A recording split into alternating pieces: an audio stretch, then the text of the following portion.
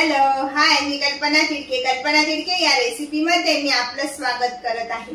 आज आपण बनवणार आहोत कढीपत्त्याची चटणी. प्रथम पॅन तापत ठेवूया. त्यामध्ये थोडंसं तेल टाकून घ्यायचे. हे साधारण 2 ते 3 चमचे शेंगदाणे घेतलेले आपण ते चांगले भाजून घेऊया. बघा अशा पद्धतीने छान असे तडतडता येते. तर त्यामध्ये मी ह्या डाळ्या घेतलेल्या आहे आणि त्या पण टाकून घेत आहे. साधारण त्या 3 चमचे डाळ्या आहे.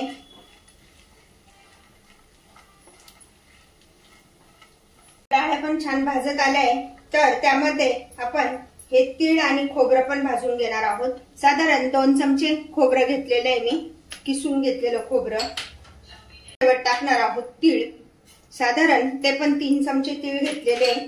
आणि आता आपण हे सगळं साहित्य छान असं खमंग भाजून घ्यायचंय.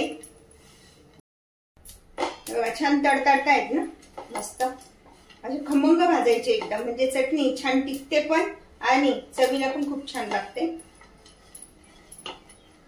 यामध्ये बरेच जण उडदाचा आणि चणा डाळीचा पण वापर करतात.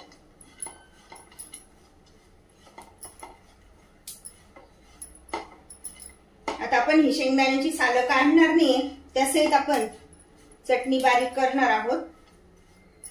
आता आपलं हे सगळं साहित्य छान भाजलं गेलंय, तर ते आपण एका ताटामध्ये काढून घेऊया. तोपर्यंत हे साहित्य पण चांगलं गार होऊन जाईल.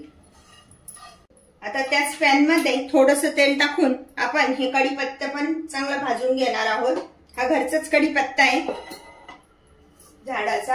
हे बघा अशा पद्धतीने कढीपत्ता पूर्ण हे करून पानं वेगळे करून आणि स्वच्छ पाण्याने धुवून थोडा वेळ नितरत ठेवायचा आहे. ताजा कढीपत्ता आहे आणि तो आता आपण भाजून घेऊया.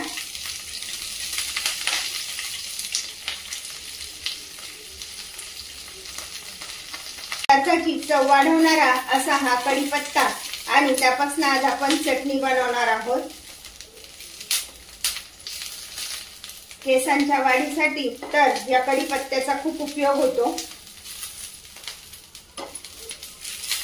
आणि मुलं कढीपत्ता काढून टाकतात, म्हणून प्रत्येक भाजीमध्ये आपण कढीपत्त्याचं वाटण करून मग कढीपत्त्याचा वापर करायचा. पद्धतीने पूर्ण हा कढीपत्ता पानं त्यामधलं पाण्याचा अंश कमी होईपर्यंत चांगला भाजून घेणार आहोत. त्यामुळे चटणी जास्त दिवस टिकते. पर्यंत आपण हा कढीपत्ता छान भाजून घ्यायचा आहे. किती छान कुरकुरीत झालाय बघा. त्यामुळे चटणी पण जास्त दिवस टिकते. हे बघा अशा पद्धतीने पूर्ण त्याचा तुकडा झाला पाहिजे, अशा पद्धतीने करायचंय. आता आपण गॅस बंद करूया आणि सर्व साहित्य आपण एकत्र करून घेऊया. त्यासाठी मी हा अर्धा चमचा लसूण घेतलेला आहे, 1 चमचा साखर,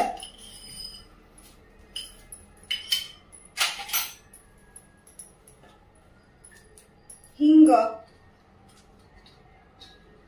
2 चिमूट हिंग घ्यायचा आहे.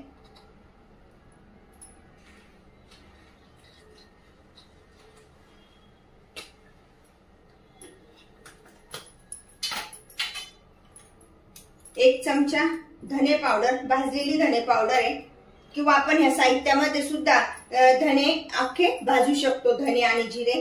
त्यानंतर अर्धा चमचा जिरे पावडर, चवीनुसार मीठ, साधारण 1 चमचा मीठ टाकलंय मी. लाल तिखट 1 चमचा गच्च भरून टाकलंय आणि साधं अर्धा चमचा. अशा पद्धतीने आता आपण हे सगळं साहित्य एकत्र करून घेणार आहोत. हा कढीपत्ता पण आपण त्यामध्ये मिक्स करणार आहोत.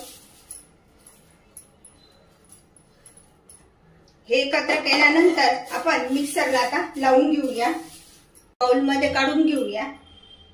मी हा ताजा कढीपत्ता साधारण 2 वाटी कढीपत्ता वापरलेला आहे एवढ्या चटणीसाठी. औषधी गुणधर्म असलेल्या कढीपत्त्यापासून बनवा खमंग व खुसखुशीत चटणी. अशा प्रकारची चटणी तुम्ही पण बनवा आणि मला मात्र कळवा कशी झाली ते. लाईक अँड सबस्क्राईब करायला विसरू नका. पुन्हा आपण भेटूया नवीन रेसिपीसह. थँक्यू.